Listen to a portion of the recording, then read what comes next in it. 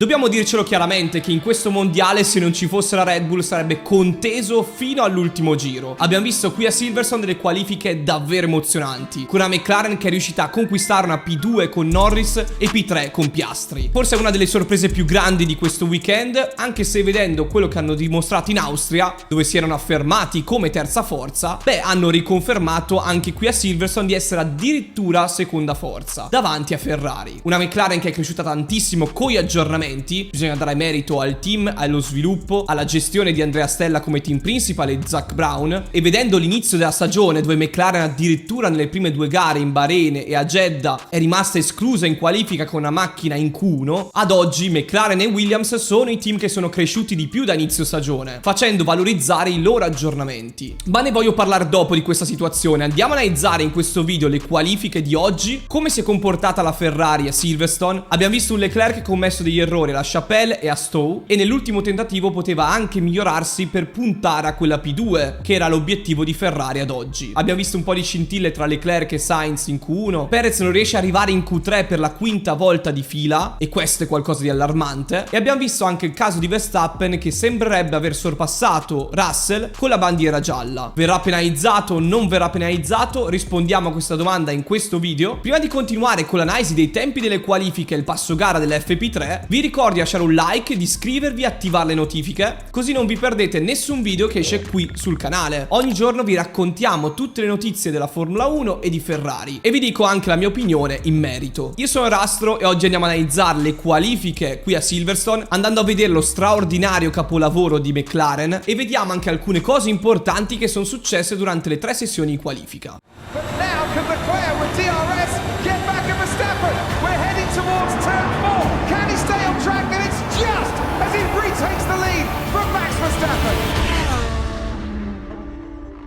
Prima di tutto bisogna dare merito a Norris e Piastri per i tempi che hanno fatto. Secondo me sono una tra le coppie più forti in Formula 1 attualmente, proprio a livello di talento, escludendo l'esperienza che comunque è fondamentale in Formula 1, ma loro non hanno tantissima esperienza come piloti. Piastri è rookie in Formula 1, Norris corre dal 2019, però sono due piloti estremamente talentuosi, oltre Piastri che ha vinto tutto nelle categorie minori e meritava un posto in Formula 1 da ormai tanto tempo. Quindi sì, sicuramente il terzo posto di Piastri mi ha impressionato ancora di più del secondo di Norris. Entrambi hanno fatto un lavoro straordinario. McLaren ha fatto funzionare gli aggiornamenti portati in Austria, con la modifica delle pance, la modifica anche del fondo che era stata già portata a Baku. Insomma, tanti aggiornamenti da inizio stagione che hanno funzionato e hanno permesso a McLaren di aumentare il carico aerodinamico. Rimane ancora la pecca che hanno troppo drag sul rettilineo, si vede nei confronti di Ferrari perché ci sono tipo 7-8 km/h di differenza negli allunghi. Però in queste condizioni miste dove devi avere una macchina su un binario, ecco, loro riescono a fare la differenza perché non scivolano e hanno un posteriore molto solido, generando tanto carico verticale, riuscendo a compensare ciò che perdono sul rettilineo in curva. Se non ci fosse Verstappen sarebbe un mondiale tiratissimo. Abbiamo una McLaren che è rientrata in lotta con Ferrari, Aston Martin e Mercedes per quella lotta come seconda forza, e questa era una cosa tutt'altro che scontata, considerando che c'è anche il budget cap di mezzo e quindi gli aggiornamenti sono limitati durante l'anno. Anche se, anche qui voglio dare un piccolo inciso,